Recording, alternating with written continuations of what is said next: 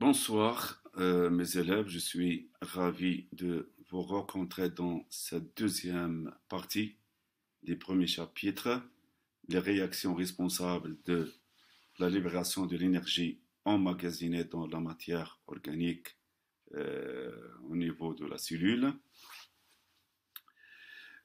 On a déjà vu, lorsqu'on a comparé une cellule en milieu aérobie et une cellule en milieu anaérobie, qu'il y a intervention des mitochondries dans la respiration cellulaire, surtout lorsqu'on a trouvé que les mitochondries d'une cellule en milieu aérobie sont bien développées avec des crêtes bien visibles et leur nombre est élevé dans la cellule. Donc, on peut maintenant supposer vraiment que les mitochondries interviennent dans la respiration. Mais il faut mettre en évidence de façon exacte l'intervention des mitochondries dans la respiration cellulaire. Pour cela, il est obligatoire de les isoler afin de faire les expériences et on va vous montrer que les mitochondries vraiment utilisent le dioxygène, le pyruvate et l'ADP. Donc là, on va passer à la technique des mitochondries à partir des cellules. On va prendre des fragments de foie qu'on va mettre dans une solution de saccharose. Ce sont des fragments de foie de rat qu'on va broyer et centrifuger. Et après, on arrive à séparer les mitochondries des mitochondries des autres constituants cellulaires. Donc là, vous voyez le système de centrifugation. Donc c'est un moteur qui tourne à des grandes vitesses, ce qui va créer des forces centrifuges très puissantes. Ces forces vont séparer les organites ou bien les constituants cellulaires. Ces constituants, on va trouver parmi eux, c'est-à-dire les mitochondries que vous voyez là. Voilà, vous voyez les mitochondries qui sont bien isolées. On va mettre ces mitochondries isolées dans un bioréacteur où il y a une solution riche en dioxygène. Et on va suivre l'évolution de la concentration de dioxygène au cours de cette expérience. Voilà, le résultat obtenu, c'est ce graphique-là. Vous voyez là l'évolution de la concentration de l'oxygène, mais en deux temps. On a ajouté une quantité faible de glucose dans le bioréacteur. En T2, on a ajouté l'acide pyruvique. Vous connaissez bien l'acide pyruvique qui est le résultat de la dégradation ou bien de la glycolyse dans le cytosol. Donc pour l'analyse, toujours avant l'ajout du glucose, vous voyez là que la concentration de dioxygène est presque 117. Mais lorsqu'on a ajouté le glucose, on n'a rien remarqué, c'est-à-dire la concentration d'oxygène ne varie pas. Mais en T2, lorsqu'on a ajouté l'acide pyruvique, il y a diminution de la concentration de dioxygène, voilà, c'est-à-dire de la valeur presque de 117 micromoles par litre jusqu'à une valeur presque de 50 micromoles par litre et pendant 9 minutes. Pour l'interprétation, donc vous voyez là, c'est-à-dire avant T2, il n'y a pas consommation d'oxygène, c'est-à-dire la cellule, ou bien la mitochondrie, pardon, n'utilise pas le glucose comme métabolite. Mais lorsqu'on a ajouté l'acide pyruvique, vous voyez là la diminution de l'oxygène, de la dioxygène, ce qui montre que vraiment l'acide pyruvique entre dans la mitochondrie et il est utilisé, mais en présence de dioxygène. Donc on peut conclure que la mitochondrie consomme le dioxygène en présence de l'acide pyruvique. Et l'acide pyruvique est vraiment le métabolite utilisé par la mitochondrie comme source d'énergie. Dans cette expérience, on va voir, c'est-à-dire au cours de l'expérience, on a placé en place une suspension de mitochondrie dans une solution riche en O2. On ajoute à la solution de glucose en T1, là, de l'acide pyruvique en T2 et l'ADP et PI au temps T3.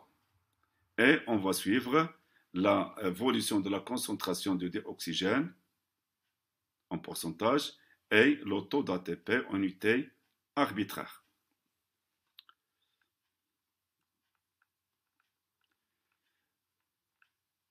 Vous voyez que en analysant ce graphique, quand on a ajouté l'ADP et PI au temps T3, on a remarqué ce qui suit.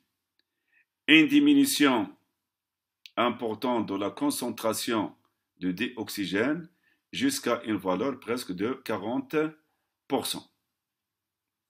C'est-à-dire ce point-là. Une augmentation importante de taux de l'ATP jusqu'à une valeur de 95 unités arbitraires. Donc voilà, c'est l'analyse. Pour l'interprétation, il y a une forte consommation de dioxygène et une importante production de l'ATP par les mitochondries. Donc, on peut expliquer ça par, c'est-à-dire au niveau des mitochondries, il y a consommation de dioxygène, de l'acide pyruvique, de l'ADP et PI, ce qui permet la synthèse de l'ATP. Cela représente des aspects d'une étape principale de la respiration cellulaire qu'on appelle oxydation respiratoire. Donc, c'est-à-dire la consommation d'oxygène aboutit à la production de l'ATP, mais à condition qu'il y ait oxydation des métabolites. Et ici, on a vu la consommation de l'acide pyruvique.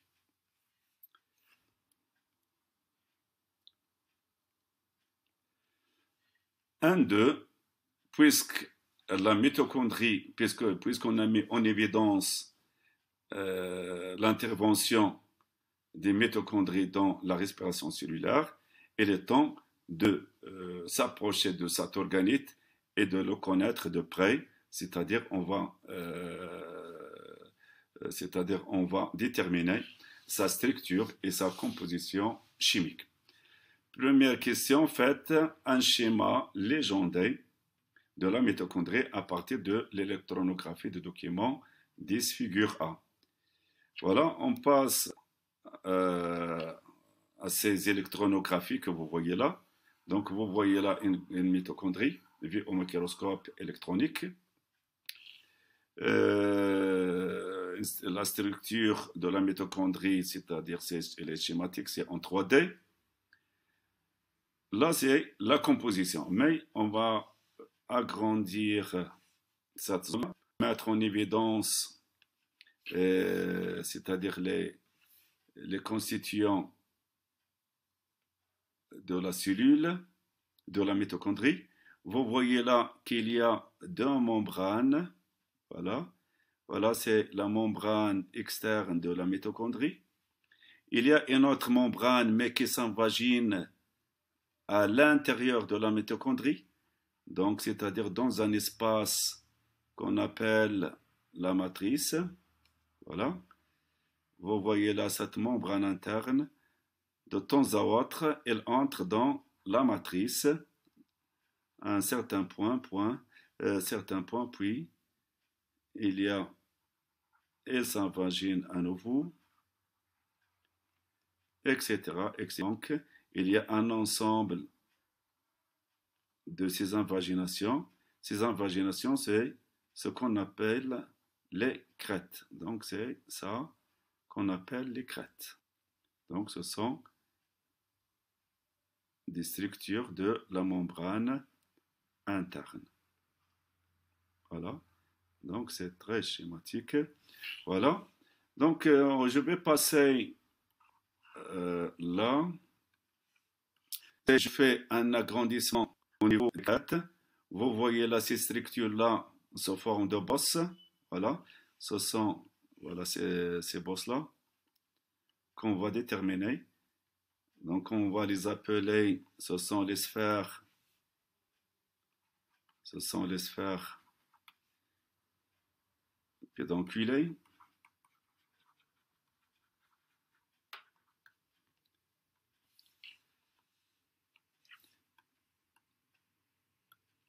Voilà.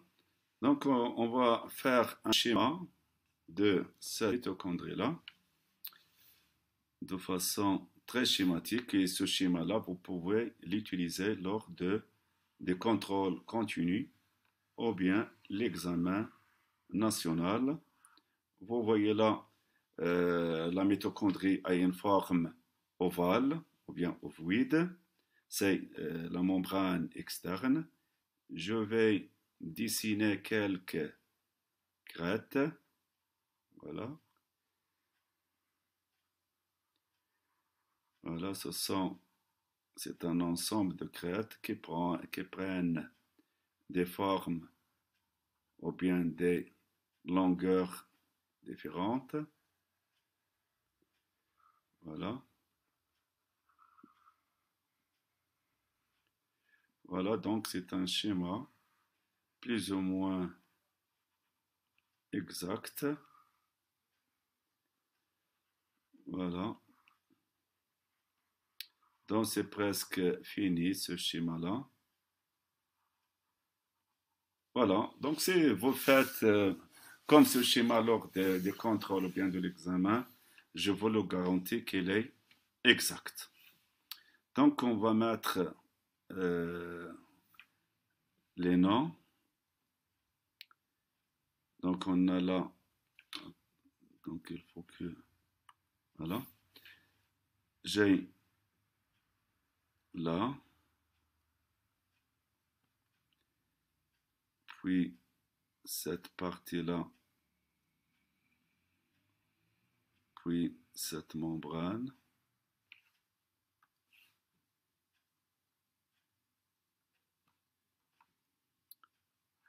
L'intérieur de la mitochondrie.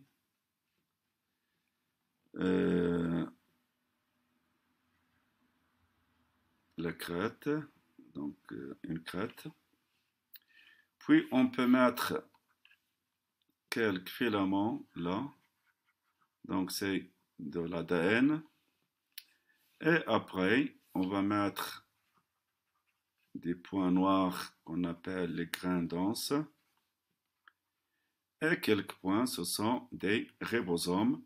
Donc ce sont des constituants essentiels dans la synthèse des protéines qu'on appelle les ribosomes. Voilà, c'est l'essentiel. On va écrire les noms. Voilà, c'est la membrane externe, la membrane interne. Pardon, c'est pas ça. Donc je vais effacer. C'est l'espace intermembranaire. Donc espace intermembranaire. Là, c'est la membrane interne. Là, c'est la matrice, c'est l'intérieur de la mitochondrie. Là, c'est une, c'est-à-dire une crête. Là, c'est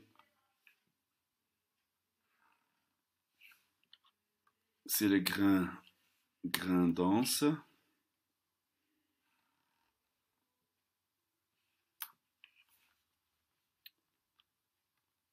Donc, il faut que je vais mettre, voilà, comme ça, c'est bon.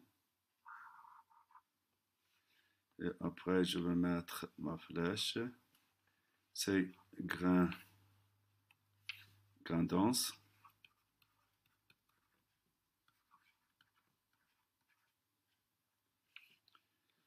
Là, c'est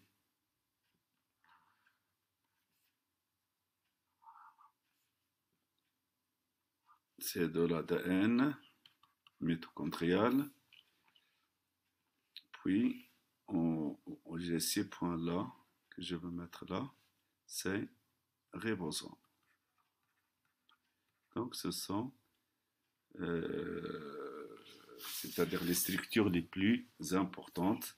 Donc, je répète les plus importantes. On a la membrane externe, l'espace intermédiaire, c'est-à-dire cet espace-là, c'est-à-dire entre la membrane externe et la membrane interne, puis la membrane interne, la matrice, c'est-à-dire tout cet espace-là, voilà, il est riche en enzymes, ribosome, c'est-à-dire ce point-là, crête, voilà, on a un ensemble de crêtes, et grains denses. Voilà l'essentiel, les constituants, ou bien la structure de la mitochondrie. On passe à la composition. La composition de la mitochondrie, c'est-à-dire on va comparer entre la membrane externe, la membrane interne.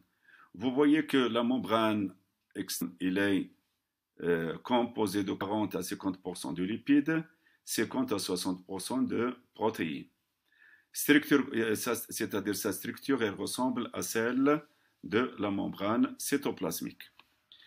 La membrane interne, grande surface grâce aux crêtes, parce qu'il y a des invaginations, ce qui va augmenter la longueur des crêtes, ou bien la longueur, pardon, de la membrane interne. Il est composé de 20% des lipides. Vous voyez qu'il y a une diminution du pourcentage des lipides, mais il y a augmentation de celle des protéines. Ces protéines, elles constituent ce qu'on appelle le complexe enzymatique, des transporteurs d'électrons qui forment la chaîne respiratoire qu'on va voir a un rôle très important dans la production de l'ATP, les sphères pédonculées qui contiennent un enzyme qu'on appelle l'ATP synthétase ou bien synthase, et la matrice, c'est-à-dire c'est l'intérieur, elle est riche, c'est un liquide riche en différents constituants. Absence de glucose, on a déjà vu ça, parce que la mitochondrie n'utilise pas le glucose comme métabolite, parce qu'il n'arrive pas à entrer dans la mitochondrie. C'est peut-être grâce à la grandeur de la molécule. Et présence de l'acide pyruvique. Donc, on a vu qu'il y a consommation de dioxygène par les mitochondries lorsqu'il y a de l'acide pyruvique. Donc, ça veut dire que vraiment l'acide pyruvique est dans la matrice. Il y a de l'ATP, l'ADP et PI. Présence des transporteurs d'électrons et de protons, c'est-à-dire le NAD+, FAD. Présence des enzymes variées comme les décarboxylases et des hydrogénases. Les décarboxylases catalysent la décarboxylation, c'est-à-dire des réactions chimiques au cours de laquelle une molécule de CO2 est libérée à partir d'une molécule organique portant un groupement carboxyle COOH. Donc il y a, c'est-à-dire COO qui va se transformer, qui va se libérer sous forme de CO2, qui est un déchet. Les déshydrogénases catalysent la déshydrogénation. Ce sont des réactions d'oxydation d'une substance organique par enlèvement des protons H+. Donc, c'est-à-dire, ces réactions ne peuvent pas se faire sans intervention des enzymes, qui seront fixées par un accepteur comme le NAD+, ou le FAD. Donc, c'est là, c'est-à-dire à partir de ce tableau, vous voyez que la membrane externe, donc c'est une membrane banale, donc elle n'a pas beaucoup d'importance, mais ce qui a de l'importance, c'est la membrane interne et la matrice. Donc on va voir de façon plus ou moins approfondie le rôle de la matrice et de la membrane interne dans la respiration cellulaire. 1.3. La dégradation de l'acide pyruvique dans la matrice. On a vu que il y a consommation de l'oxygène lorsqu'il y a présence de l'acide pyruvique. D'accord? Donc, ça veut dire quoi? Ça veut dire qu'il y a une dégradation, donc ce qu'on va mettre en évidence. Le document 12 montre les détails de la dégradation de l'acide pyruvique dans la matrice. 1.3.3. Formation de l'acétylcoenzyme A. Cycle de Krebs ou cycle de l'acide citrique. Donc, c'est-à-dire que la dégradation de l'acide pyruvique se fait en 2 étapes. La première, c'est la formation de l'acétylcoenzyme A. La deuxième, c'est le cycle de Krebs. Comme vous le voyez, on l'appelle aussi le cycle de l'acide citrique. On va voir ça qu'on va suivre, c'est-à-dire l'acide pyruvique lorsqu'elle entre dans la matrice. On va le suivre pour voir que se passe-t-il au cours de sa dégradation. C'est-à-dire soit lors de la première étape, c'est-à-dire la formation de ce produit-là qu'on appelle l'acétylcoenzyme A, ou bien lors du cycle de Krebs. En milieu aérobie, c'est-à-dire l'acide pyruvique formé dans le cytosol, entre dans la matrice. Voilà, c'est ça, tout ça, c'est de la matrice. Et va se dégrader par une suite, que vous voyez, une suite de réactions biochimiques qui sont catalysées par des enzymes spécifiques. Donc, ces enzymes-là n'ont pas d'importance pour votre niveau du baccalauréat. Et cela en 2 étapes qu'on a déjà dit, donc formation de l'acétylcoenzyme A et le cycle de Krebs. On va voir en détail que se passe-t-il, voilà, lors de la première étape.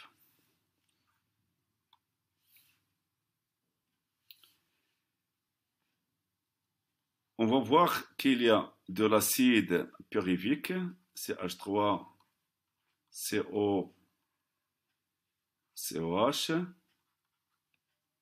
qui va s'oxyder en acétylcoenzyme A.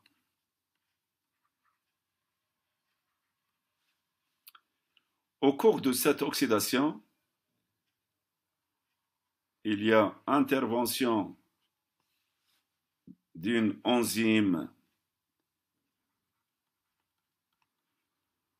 qui va être responsable de la réduction de NADH, de NAD+, en NADH+. Donc, c'est l'enzyme de déshydrogénation.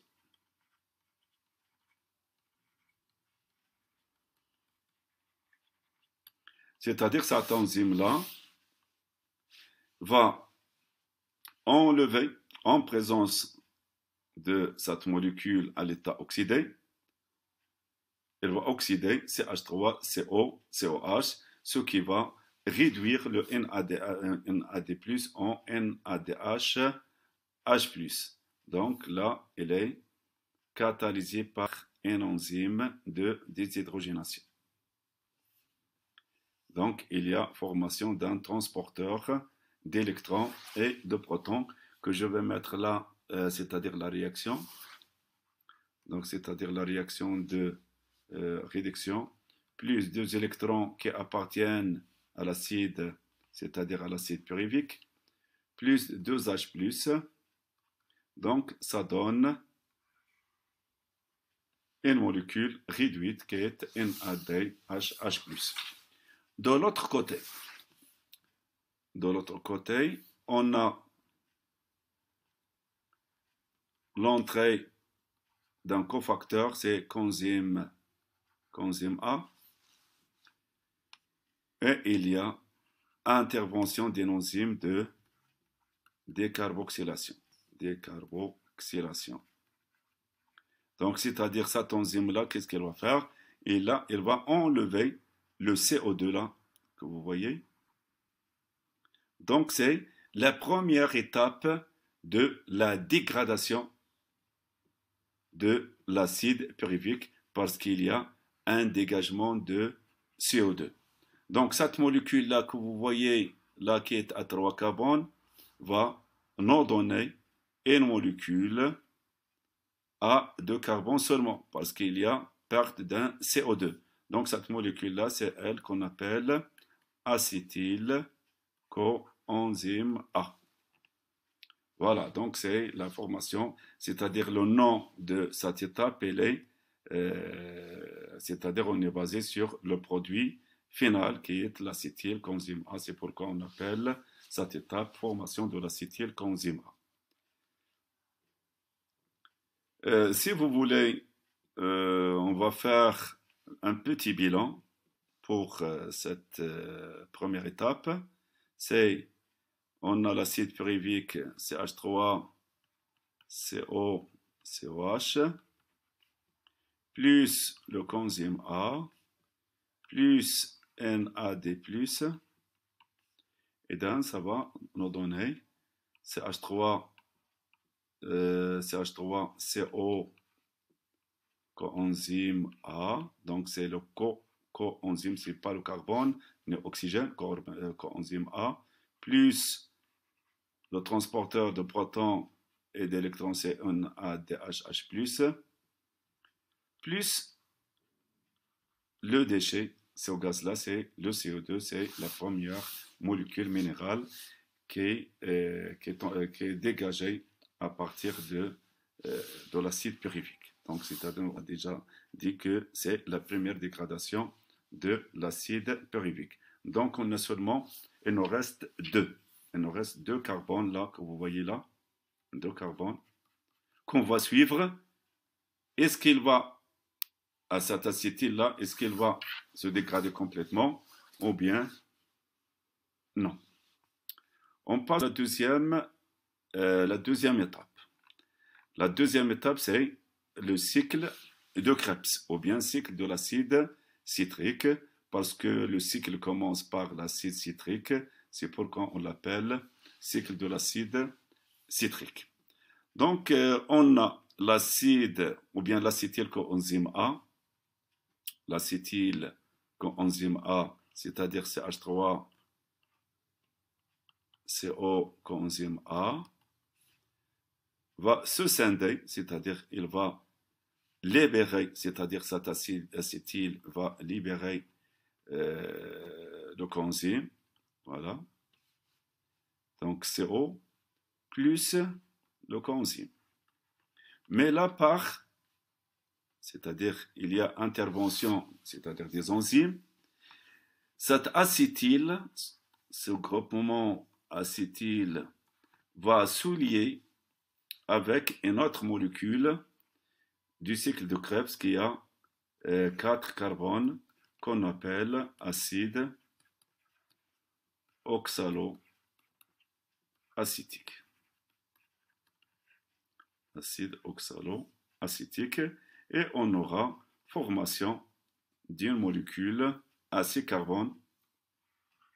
Voilà, c'est carbone, parce que là, on a 2, donc c'est 2 carbone, plus 4, donc ici, c'est ça qu'on appelle l'acide citrique.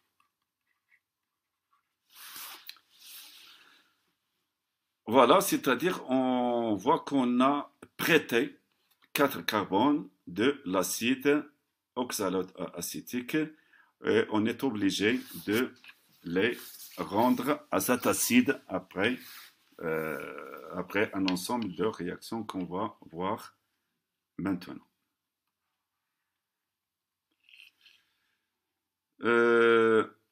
L'acide citrique, donc c'est-à-dire je vais simplifier. Donc il y a un ensemble de réactions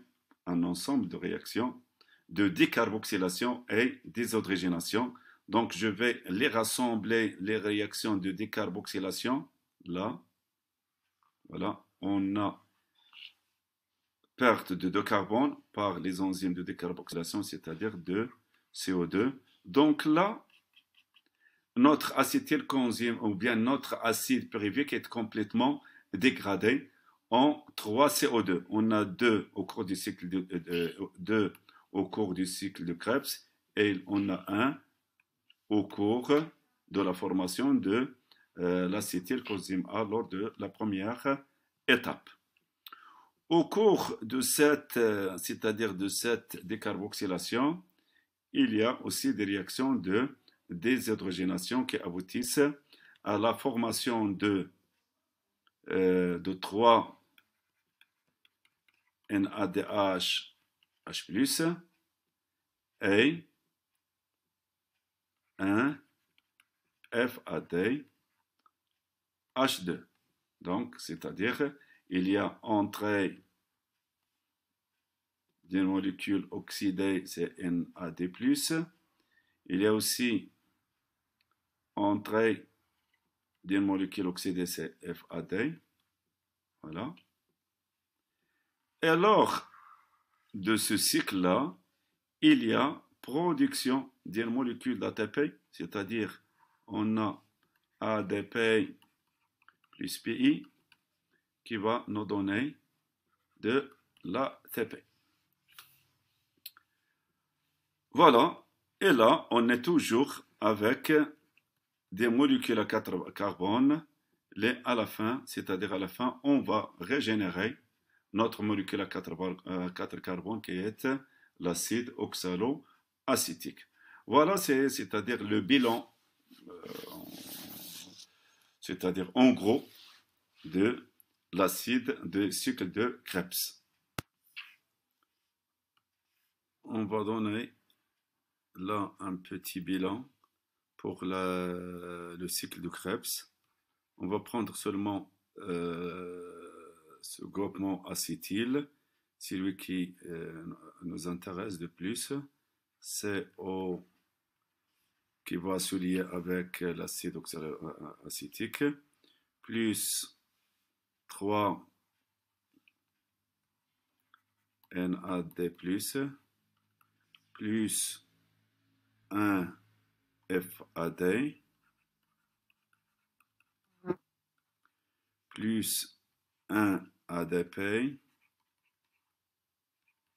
plus PI, c'est-à-dire 1 PI, voilà, 1 PI. Voilà ce qui va nous donner 2 CO2 qui va se dégager. Donc ce sont les carbones de l'acétylcoenzyme A qui appartiennent à l'acide pyruvique. Donc là, on est dans la phase de la dégradation totale de l'acide pyruvique et par conséquent la dégradation complète du glucose.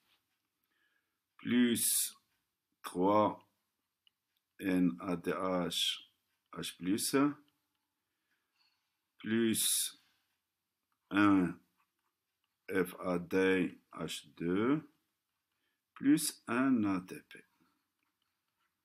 Donc, pour le bilan, c'est-à-dire chimique, Vous voyez là, il y a un dégagement de ce déchet-là, c'est de CO2, plus une molécule chimique, c'est-à-dire c'est le NADH+, plus le FAD, c'est chimique, et là c'est de l'ATP. Donc la molécule énergétique de ce cycle, c'est un ATP. Un ATP.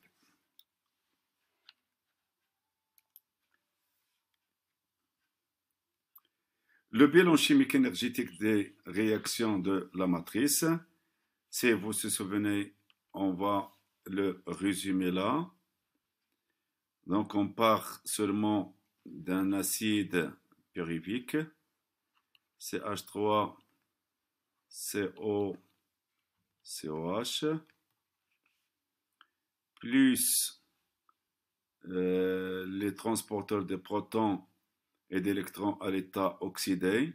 Donc on a pour la formation de l'acétylcoenzyme A, on a un NAD+, plus 3 du cycle de Krebs, c'est-à-dire on a 4 NAD+, plus un FAD, c'est la molécule qui caractérise seulement le cycle de Krebs, donc c'est FAD, plus la production, plus de l'ADP, un ADP, plus un PI, donc ce qui va nous donner un dégagement de 1, 2, 3, c'est-à-dire 3 CO2, plus des réactions de déshydrogénation pour former 4 NADH+,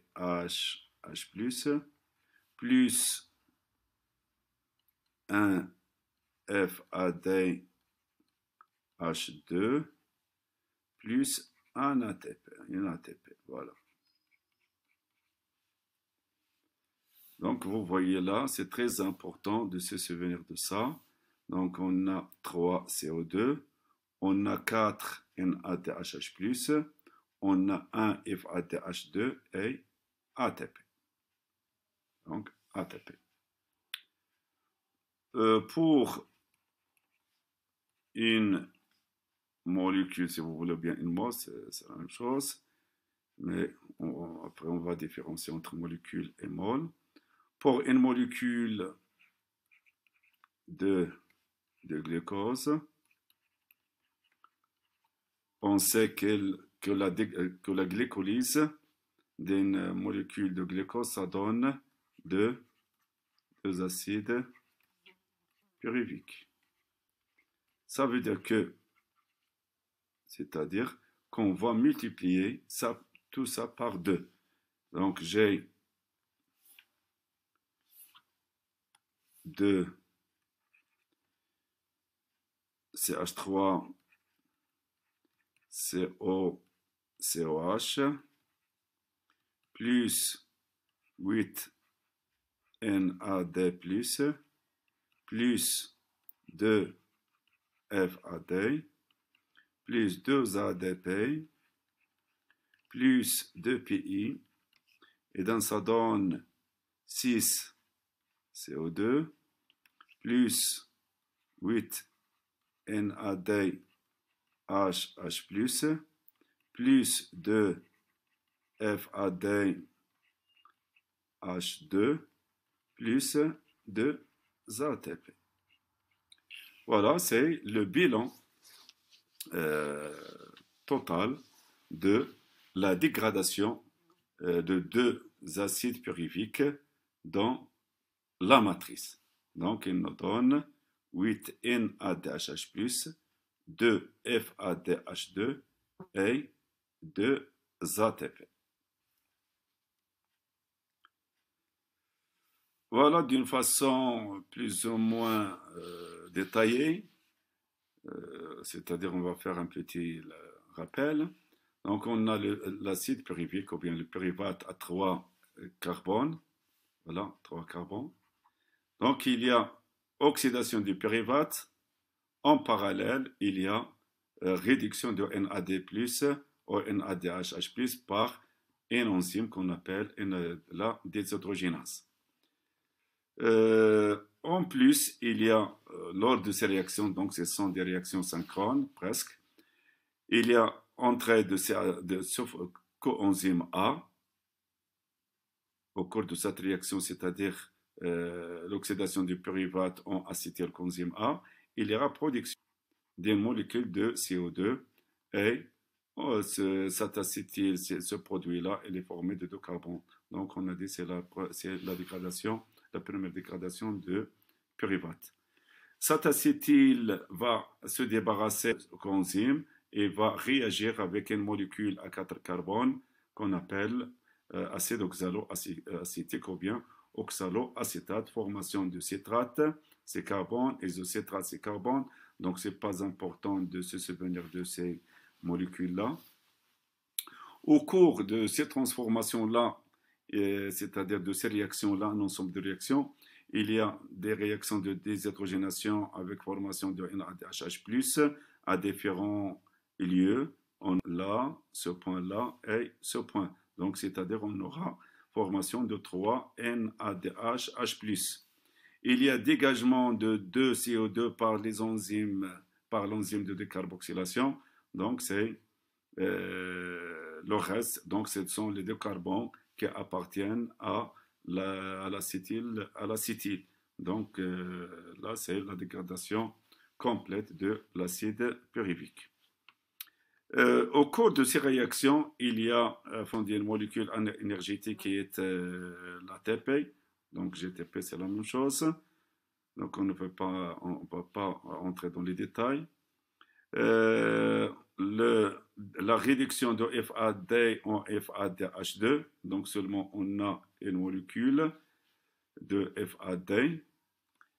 Et après, on a régénéré cet oxaloacétate avec 4 carbones et un deuxième cycle va se prendre la relève, etc., etc. Donc, c'est-à-dire ces réactions presque ne s'arrêtent jamais tant que l'être vivant qui fait la respiration est en vie.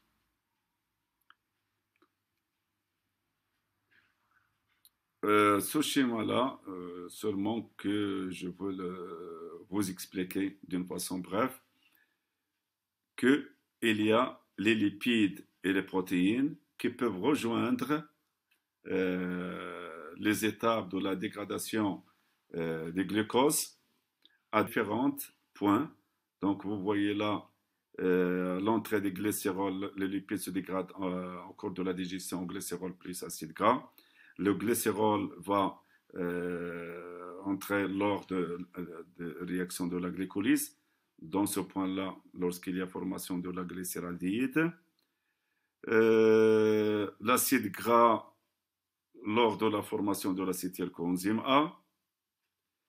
Les protéines, lorsqu'ils sont digérées en acides aminés comme nutriments, il y a dans des voies, il y a un dégagement de NH3. À ce point-là, il y a entrée dans, c'est-à-dire dans la réaction de la glycolyse. Aussi dans la formation de l'acétylcoenzyme A et le cycle de Krebs. C'est-à-dire ces molécules-là organiques peuvent servir de nutriments énergétiques pour la cellule, mais de façon prioritaire. C'est-à-dire les glucides en premier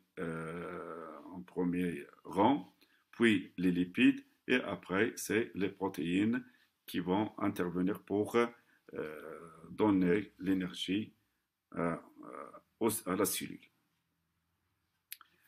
La chaîne respiratoire et son action dans la phosphorylation oxydative et la réduction de O2. Donc, il y a la chaîne respiratoire qu'on va voir et son action dans la phosphorylation oxydative et la réduction de O2. Mise en évidence des rôles de la chaîne respiratoire dans l'oxydation. Pour mettre en évidence le rôle de la chaîne respiratoire dans la respiration cellulaire, on propose les données suivantes.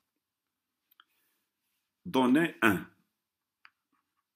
On place suspension de mitochondries dans un milieu dépourvu d'oxygène, c'est-à-dire pauvre en oxygène,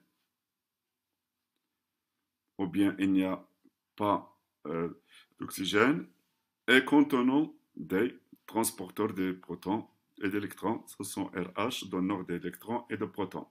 On suit l'évolution de la concentration des protons dans les milieux avant et après l'injection d'une solution riche en O2. Les résultats sont présentés par le graphe des documents 13. Pour cette expérience, vous voyez là, dans ce tube-là, il y a des mitochondries qu'on va poser, qu'on va mettre en contact avec ces transporteurs ou bien ces donneurs de protons et d'électrons. Et on va mettre un pH mètre qui va mesurer, c'est-à-dire le pH du milieu. Pour le résultat, avant l'injection de E2, vous voyez là que la concentration des protons H+ dans le milieu, elle est nulle. Donc, il n'y a pas de protons H+. Donc, c'est-à-dire le pH mètre ne peut pas mesurer aucune valeur, il ne donne pas, c'est-à-dire la valeur de pH, parce qu'il n'y a pas de protons H+ dans le milieu. Après injection d'oxygène, on voit une augmentation brusque de la concentration des protons H+ dans le milieu et arrive jusqu'à une concentration de presque 60 micromoles par litre. Mais pendant un temps bref, cette concentration de protons H+ diminue progressivement jusqu'à valeur nulle et pendant un temps de 240 secondes. Là, qu'est-ce qu'on voit? C'est pour l'interprétation, pour l'analyse. Pour l'interprétation, comment on va expliquer ça? On va écrire la réaction. RH2, donc on a dit c'est un transporteur d'électrons et de protons, ou bien un donneur de protons et d'électrons. Tant qu'il n'y a pas d'oxygène, de dioxygène dans le milieu, le RH2 toujours restera RH2. Donc, c'est-à-dire elle ne peut pas s'oxyder. Mais lors de la présence de l'oxygène, on voit vraiment qu'il y a libération des protons H+. Donc, par la réaction suivante, c'est-à-dire RH2, en présence de O2, il y a oxydation, c'est-à-dire on va voir R plus 2H+, plus 2 électrons. Donc, ces protons H+, qui sont responsables de l'augmentation de la concentration des protons H+, c'est-à-dire dans ce milieu-là, et le pH mètre va mesurer cette concentration de protons H+. Et je porte à votre connaissance que la membrane externe de la mitochondrie, elle est perméable aux protons H+. Là, c'est-à-dire RH2, sont oxydés dans la matrice et vont gagner l'espace intermembranaire et après, ils vont vers la sonde du pH mètre pour quantifier la concentration des protons H+ dans le milieu. Donc, on conclut que les donneurs des protons H+ et d'électrons ne peuvent pas s'oxyder qu'en présence d'oxygène. Donc, c'est-à-dire l'oxygène est le responsable de l'oxydation des transporteurs de protons H+ et d'électrons. Donnée 2. En présence d'oxygène, la vitesse de transport membranaire des protons H+ augmente dès que les composés réduits RH2 sont présents au niveau de la matrice. Donc, c'est-à-dire ce qu'on a déjà vu. La concentration des protons H+ augmente dans l'espace intermembranaire et diminue dans la matrice et la membrane externe est perméable au proton H+. À partir de ces données-là, je vais mettre une partie de la mitochondrie. Là, c'est la membrane interne plus de crête, c'est comme un exemple. Là, j'ai le transporteur de protons H+. On répète. En présence d'oxygène, la vitesse de transport membranaire des protons H+ augmente dès que les composants réduits sont présents au niveau de la matrice, c'est-à-dire en présence de l'oxygène. S'il y a le RH2, le transport membranaire de protons H+ augmente, c'est-à-dire il y a passage des protons H+ de la matrice vers l'espace intermembranaire, c'est-à-dire il y a augmentation de leur concentration dans cet espace membranaire. La concentration des protons H+ augmente dans l'espace membranaire et diminue dans la matrice, et c'est-à-dire donc s'il y a augmentation automatiquement, c'est-à-dire qu'il y a migration ou bien passage des protons H+ de la matrice vers l'espace intermembranaire, c'est-à-dire là.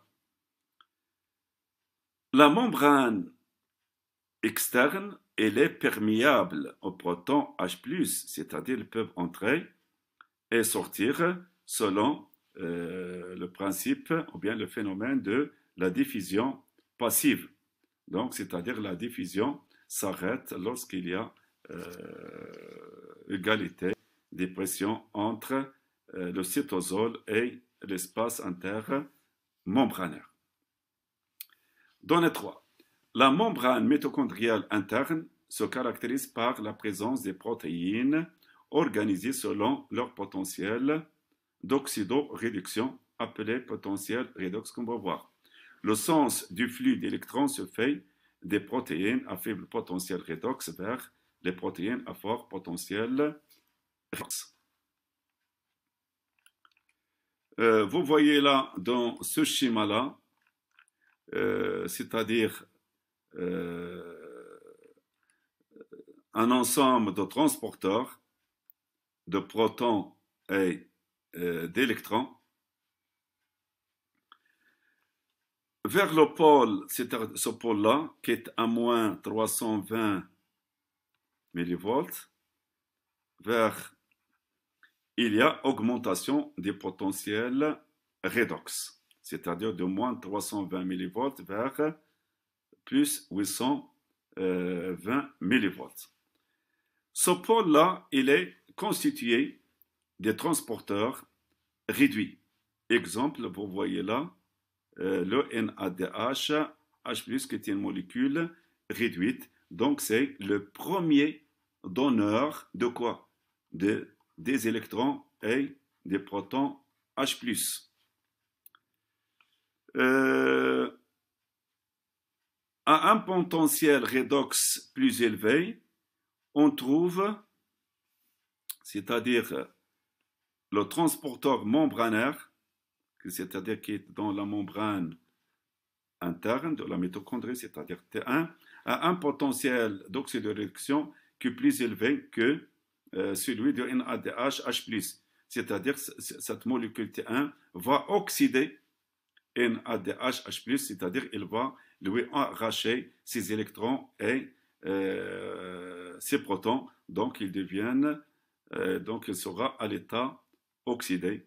Voilà, NADH H+, que vous voyez là. À un potentiel redox plus élevé, on va trouver T2, c'est-à-dire cette molécule elle est plus oxydée que T1, ce qui va arracher les électrons et les protons H+, qui sont captés par T1 ou qui appartiennent à NADH H+. T2 devient réduit et T1 sera oxydé. Et ainsi de suite, on remarque quoi? C'est-à-dire un transfert, si vous voulez, un transfert d'électrons et des protons H+, le long de ces transporteurs de T1 jusqu'à T6, mais suivant un potentiel d'oxydoréduction. En arrivant au potentiel redox le plus élevé qui caractérise l'oxygène, donc c'est la molécule la plus oxydante, si vous voulez, dans l'air, c'est-à-dire cette d'oxygène va oxyder T6 et elle devient réduite et va réagir avec de l'hydrogène pour former une molécule d'eau. Donc, selon cette réaction-là que je vais écrire là, 2H plus 1 demi O2 plus 2 électrons. Donc, il y a formation de H2O. Vous voyez là que l'oxygène, elle est à la fin de cette chaîne de transport d'électrons.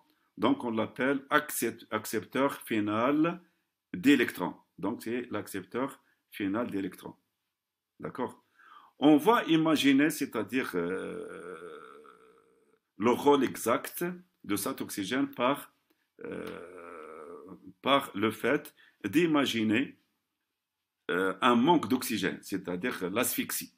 S'il n'y a pas d'oxygène, ces transporteurs-là, c'est-à-dire T6, T5, T3, T4, T2, T1 jusqu'à NADH+, ils vont se bloquer parce que chacun va tenir son électron, parce que le T6 n'arrive pas à céder son électron à l'oxygène pour le réduire. Donc, cette chaîne-là va rester bloquée. Le NADH+ va garder ses électrons et ses protons. Donc, il n'y a pas régénération de NAD+. Et si on retourne vers le cycle de Krebs et la formation de l'acétylcoenzyme A, on ne trouve pas de NAD+, de FAD qui seront responsables c'est-à-dire de fonctionnement de cycle de Krebs. Donc, c'est-à-dire la dégradation des prochains acides pyruviques va s'arrêter et la vie aussi va s'arrêter parce que la cellule ne parvient pas à synthétiser la quantité d'énergie suffisante pour rester en vie. À la fin, on peut donc définir la chaîne respiratoire comme un ensemble de divers transporteurs d'électrons situés dans la membrane interne mitochondriale, assurant par oxydation-réduction successive le transfert d'électrons des composés réduits comme NADH, H+, et FAD, H2 jusqu'à le dioxygène qui se trouve alors réduit et réagit par formation des molécules d'eau.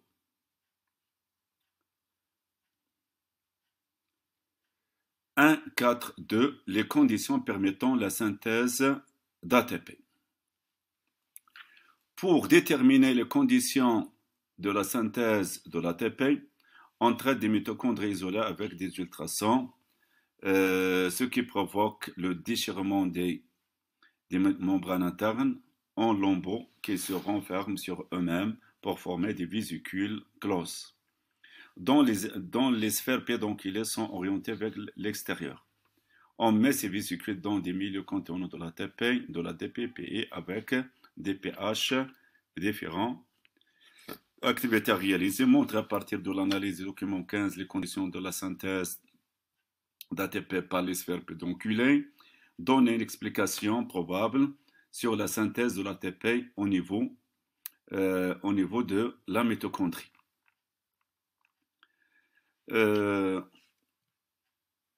On va analyser ce document-là pour mettre en évidence la relation entre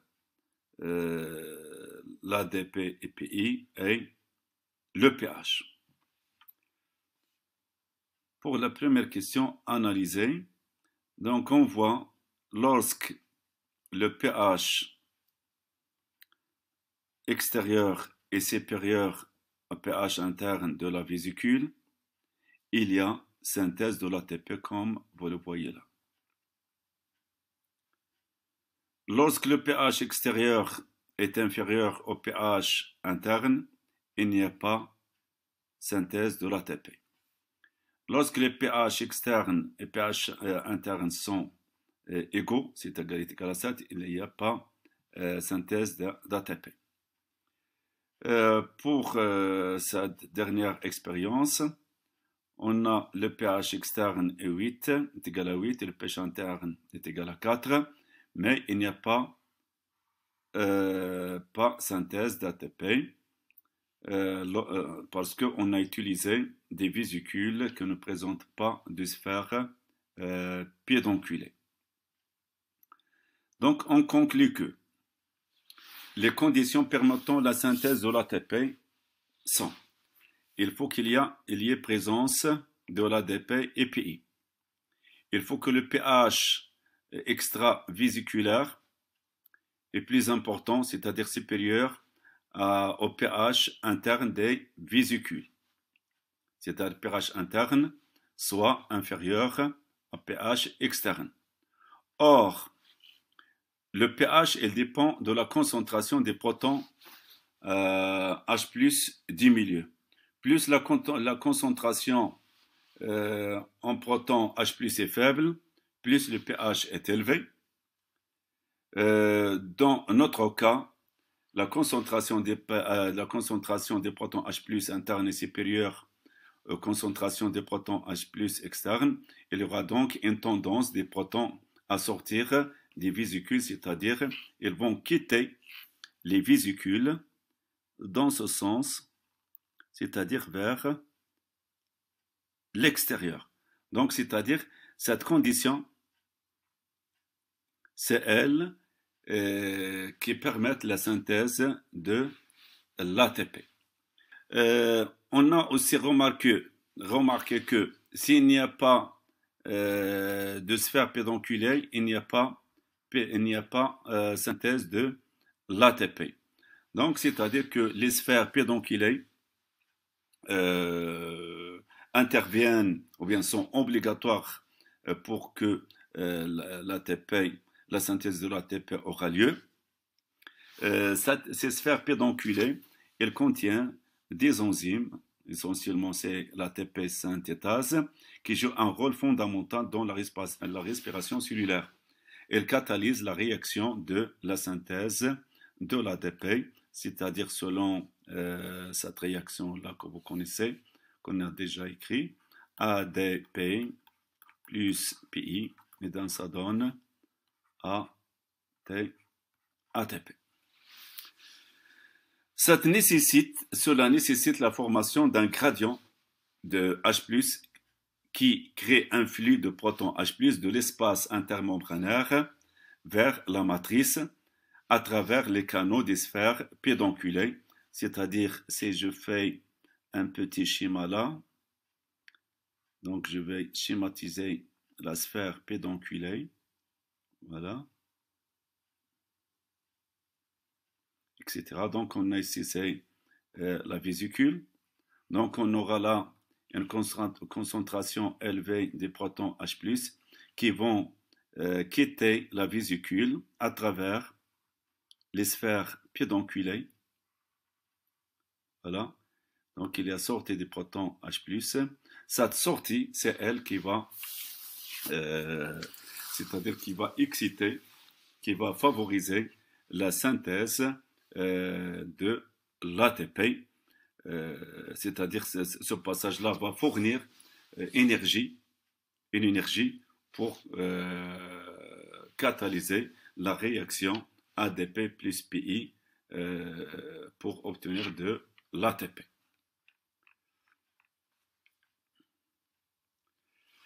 Un 4.3, la chaîne respiratoire et la phosphorylation oxydative. Donc, c'est-à-dire, on va voir le rôle de la chaîne respiratoire dans l'oxydation de transporteurs de protons H+, et d'électrons. Complétez le schéma du document 16. Montrez comment sont réoxydés les transporteurs de protons et d'électrons RH2 produits lors de la glycolyse, l'oxydation du pyruvate au cours du cycle de Krebs, ainsi que l'origine de l'ATP produit lors de cette étape. Dans ce schéma qu'on va compléter, vous voyez là qu'il y a au niveau de la membrane interne, voilà c'est ça la membrane interne, on a là c'est la matrice et l'espace intermembranaire. Donc on va écrire en premier temps, c'est-à-dire les noms, matrice, là c'est la membrane interne, là c'est l'espace intermembranaire.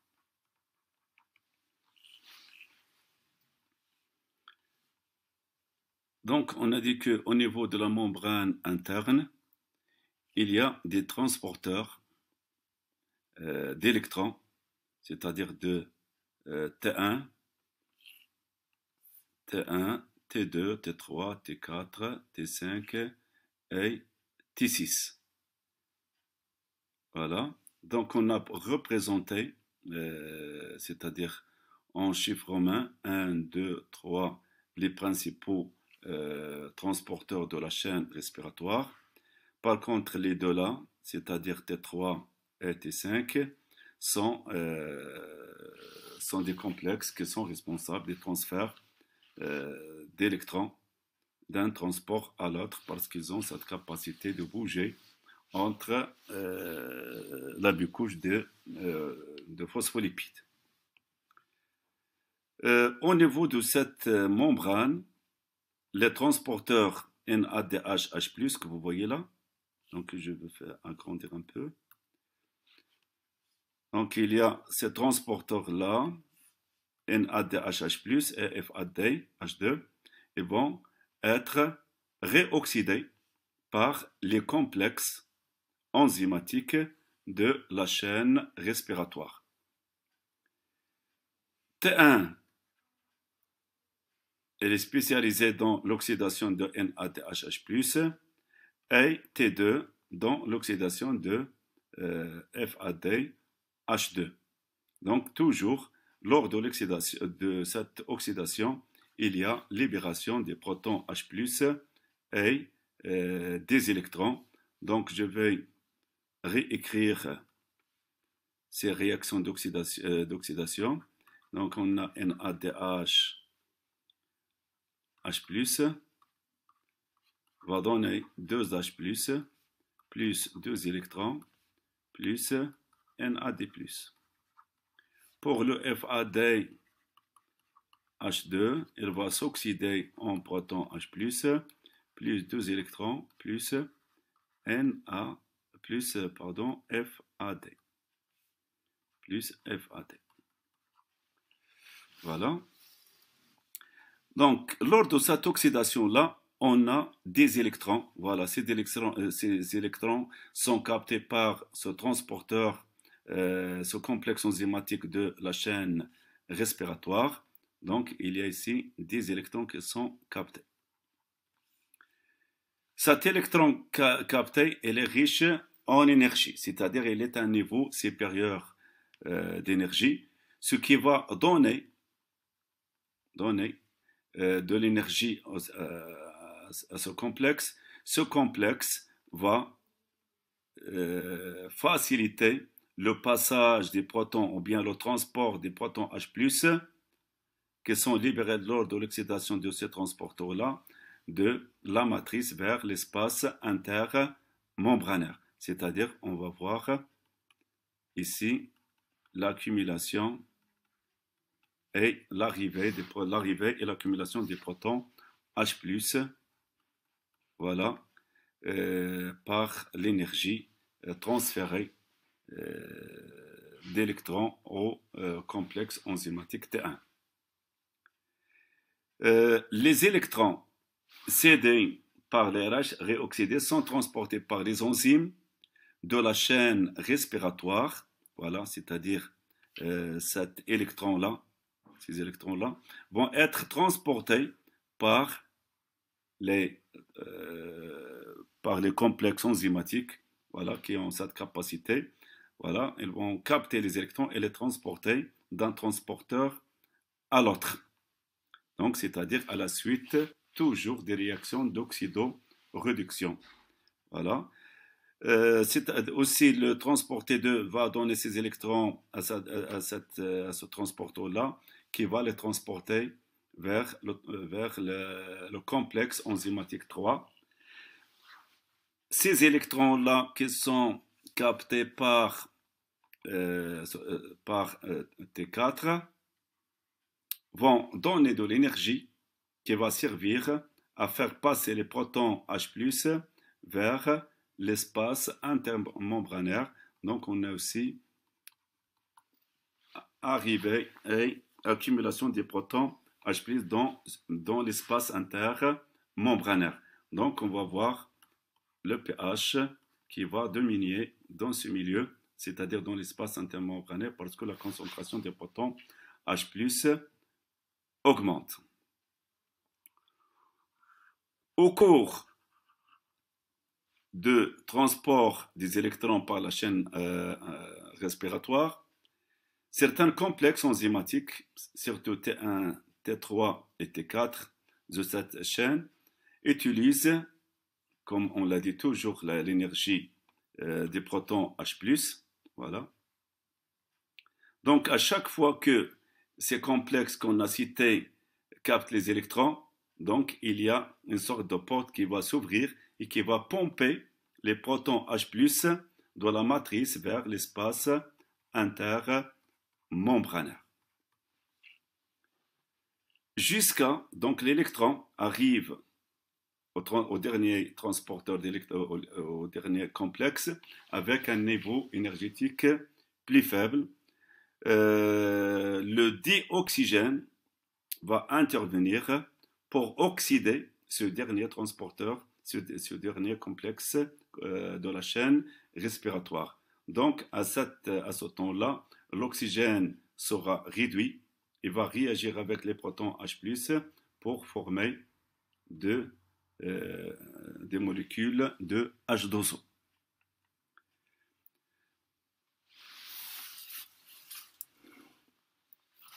L'accumulation des protons H+ dans l'espace intermembranaire va créer un gradient de protons H+. Donc il y a un gradient, c'est-à-dire il y a un gradient de protons H+. Ce gradient, cette augmentation de la concentration de protons H+,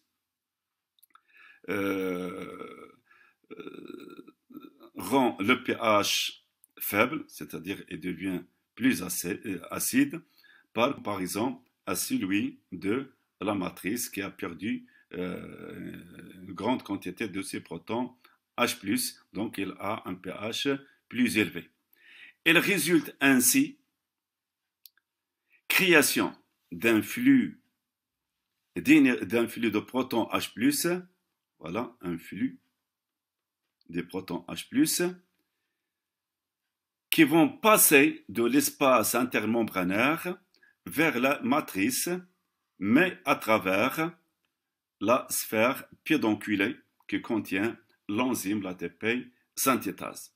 Ce flux de protons H+, c'est lui qui va donner une sorte d'énergie à une sorte de moteur qui se trouve dans la sphère pédonculée, ce qui va faciliter la phosphorylation de l'ADP, voilà, par la réaction suivante, c'est-à-dire on va synthétiser de l'ATP. Donc, c'est-à-dire ADP plus PI.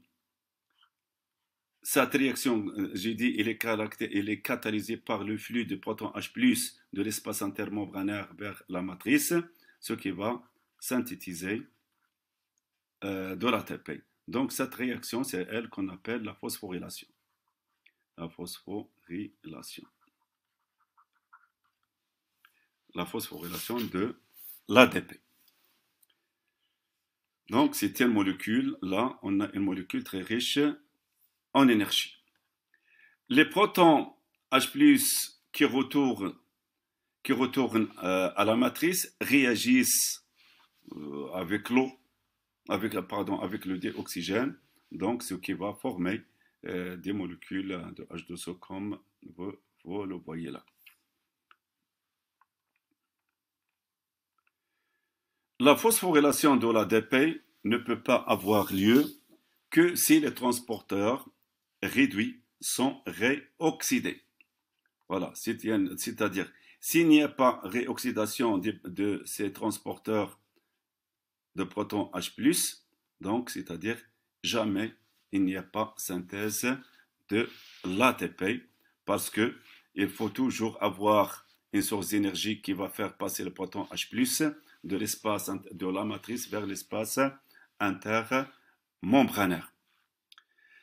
La phosphorylation de l'ADP active la réoxydation des transporteurs, c'est-à-dire des transporteurs de protons et d'électrons. Dans ce cas, on parle de la phosphorylation oxydative. Donc, c'est quoi la phosphorylation oxydative? On va écrire là une petite définition. La phosphorylation oxydative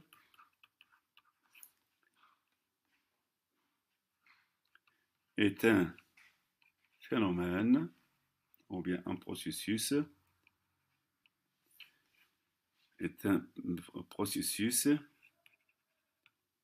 qui permet la phosphorylation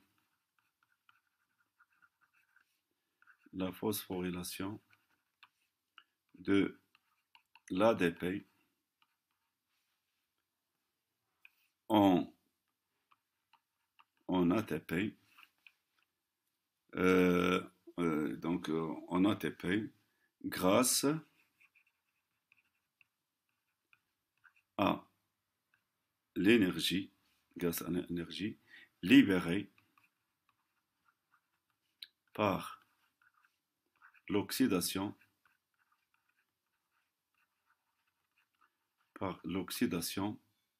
des donneurs des donneurs d'électrons par la chaîne respiratoire.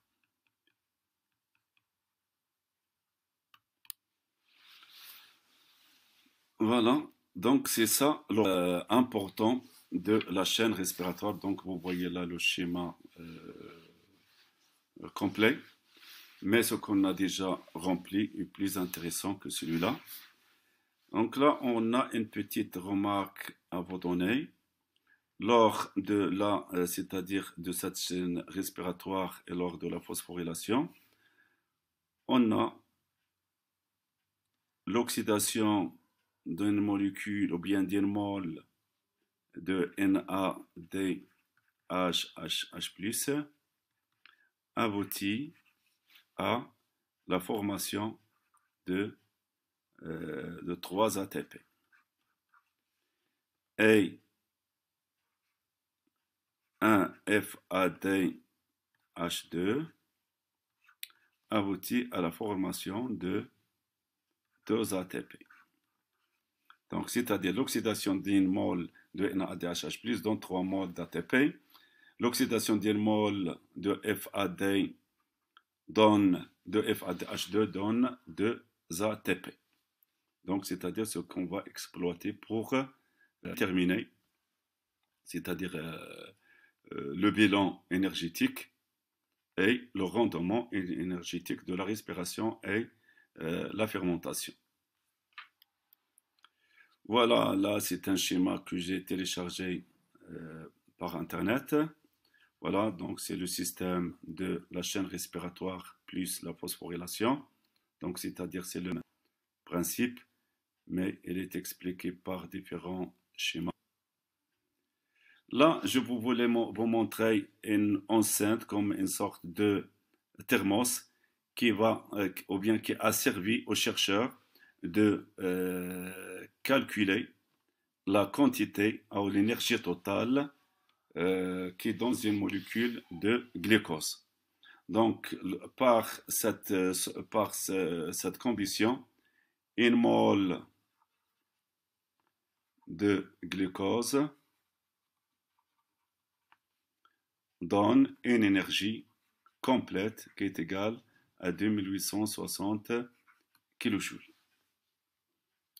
Et aussi une mole d'ATP donne ou bien contient une énergie de 30,5 kJ. On va exploiter ce tableau pour déterminer le bilan énergétique de la respiration et la fermentation de façon générale. La glycolyse dans les cytosols a permis la formation à partir d'une mole de glucose de 2 moles d'ATP et de NADH H+. Lors de la formation de l'acétylcoenzyme A, donc à partir d'une mole de glucose, on a formation de 2 NADH H+. Pour le cycle de Krebs, et à partir toujours d'une mole de glucose, on a 2 ATP, on a 6 NADH H+, et on a 2 FAD H2. Pour la chaîne respiratoire, on a ici 6, on a là 6 du cycle de Krebs, plus 2 de la formation de l'acétylcoenzyme A, ça veut dire c'est 8. Donc on a 8 multiplié par 3, c'est-à-dire on n'a que la combustion ou bien l'énergie emmagasinée dans une mole de NADH+, va donner 3 ATP. Donc 8 fois 3 ATP va donner 24 ATP. Puis 2 FADH2 donne une mole de FADH2 donne 2 ATP. Donc 2 fois 2 ATP donne 4 ATP. Voilà. Donc on n'a pas de problème avec, c'est-à-dire avec ces deux-là, avec le NADH+, et le FAD parce qu'ils sont dans la matrice, donc ils sont réoxydés par les protéines ou bien les complexes de la chaîne respiratoire. Voilà, on a un grand problème avec les NADH+, de la glycolyse et qui se trouve dans les cytosols. Il ne peut pas entrer dans la matrice pour être réoxydé par les complexes de la chaîne respiratoire. Là, il y a, c'est-à-dire deux façons de transférer les protons et les électrons de ces deux NADH+ vers la matrice. C'est à travers deux sortes de navettes, la navette malate-aspartate et la navette glycérol 3-phosphate. Pour la navette malate-aspartate, il y a c'est-à-dire les protons et les électrons de NADH+ du cytosol sont transférés à travers cette navette malate-aspartate et sont captés par le NAD+ de la matrice, ce qui va aboutir à la formation de deux NAD H+. Mais ces protons H+, et les électrons sont transférés vers, c'est-à-dire les électrons et les protons de NADH+, sont transférés vers par le glycérol 3-phosphate vers le FAD, vers le FAD, donc il y a formation de FADH2. Dans ce cas, on aura, c'est-à-dire 2 multiplié par 3 ATP, donc ça donne 6 ATP,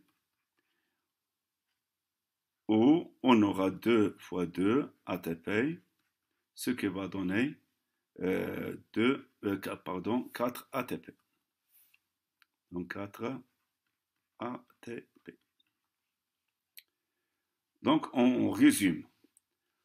Dans le foie, le cœur et les reins, il y a transfert des protons H+, et des électrons par la navette malate-aspartate vers le NAD+, ce qui va former le NADH+, donc 6 ATP.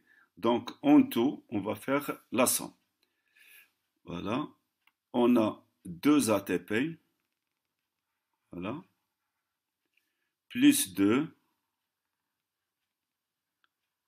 donc on a 4, plus 24,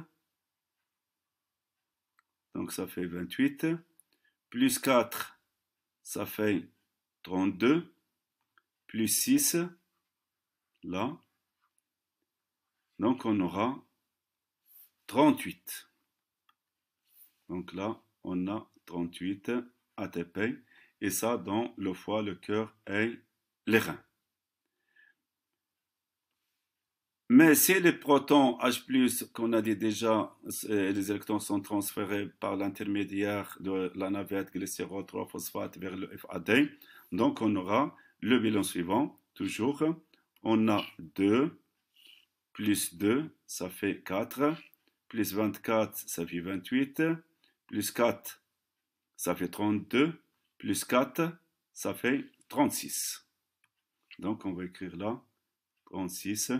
Et cela se passe dans le muscle squelettique et le cerveau. Pour la fermentation, on a deux ATP de la glycolyse, 2 ATP, et on a le transporteur, le NADH H+. Donc, c'est-à-dire toujours 2.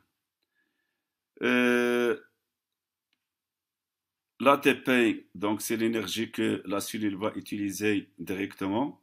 Donc, c'est-à-dire, on aura 2 ATP. Donc, le bilan, c'est 2 ATP pour la fermentation. Les 2 NADH H+, ne participent pas à la formation de l'ATP, seulement elles seront réoxydées lors de la fermentation alcoolique et la fermentation lactique pour donner des molécules oxydées qui vont permettre la continuité de la glycolyse, c'est-à-dire ils vont fournir des molécules oxydées, ce qui va faire travailler c'est-à-dire la glycolyse de façon continue.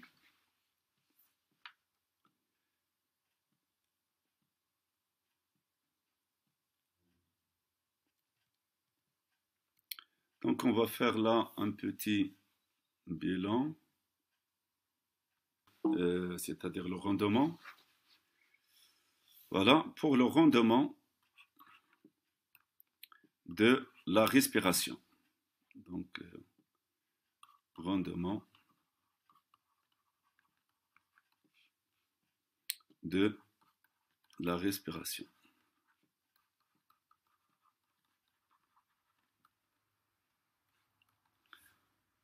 Donc, on a vu quoi? Que le Nmol de glucose contient une quantité d'énergie est égale à 2860 kJ. Voilà, ça c'est l'énergie totale contenue dans une mole de glucose. Lors de la respiration, on a 38 ATP, qui est une énergie chimique, qu'on va multiplier par l'énergie, la quantité d'énergie contenue dans une mole d'ATP est égale à 30,5 kJ. Donc, on aura une quantité d'énergie de travail qui est égale à 1159 kJ. Donc, pour calculer ce rendement-là, on va prendre 1159 divisé par 2860 kJ multiplié par 100 et donc ça donne un rendement de 40,5 kJ. Donc la question qu'on va poser maintenant, ce rendement, c'est-à-dire, si vous voulez, il n'est pas complet. C'est-à-dire la cellule ne parvient pas à utiliser la totalité de l'énergie contenue dans une mole de glucose. Donc, c'est-à-dire il y a des pertes. Si on veut calculer l'énergie perdue, donc l'énergie perdue est 100 moins 40,5 est égal à 59,5 kJ. Donc c'est une quantité d'énergie qui est perdue, donc sous forme de chaleur. Donc cette 40,5%, c'est l'énergie utilisée, c'est le travail de la cellule, c'est-à-dire les réactions, etc., la croissance, c'est-à-dire la communication avec le milieu extérieur, etc. Pour la fermentation, donc le rendement de la fermentation est égal. Donc le rendement de la fermentation, qu'est-ce qu'on sait? Lors de la fermentation et la formation seulement de 2 ATP, qu'on va multiplier par 30,5 kJ, donc on aura 61 kJ. Pour le rendement, donc RF est égal à 61 divisé par 2860 multiplié par 100, donc est égal à 2,13%. Vous voyez là que cette énergie, ce rendement, est très faible par comparaison à la respiration. Donc, c'est-à-dire, il y a 40,5, pardon, on a fait là. Donc, je vais effacer ça. Donc, je vais mettre, c'est un pourcentage, c'est le rendement, c'est en pourcentage. Donc 40,5% et 2,13%. Donc là, vous voyez que l'énergie fournie lors de la respiration, elle est très importante, 40,5%, mais celle de la fermentation, elle est très faible, elle est à 2,13%. Voilà, suite à la fin de ce premier chapitre, je vous présente un ensemble des exercices concernant la première partie de l'examen ou bien des examens nationaux. restitution de connaissances. Donc, je vous laisse travailler ces exercices. Donc, à chaque diapo, vous allez mettre pause pour stabiliser la diapo afin de répondre aux questions. Il y a des questions appartenant au deuxième chapitre sur le rôle du muscle dans la conversion d'énergie. Donc, c'est à vous de les éliminer. Donc, vous connaissez déjà les mots qui ne sont pas figurés dans le premier chapitre.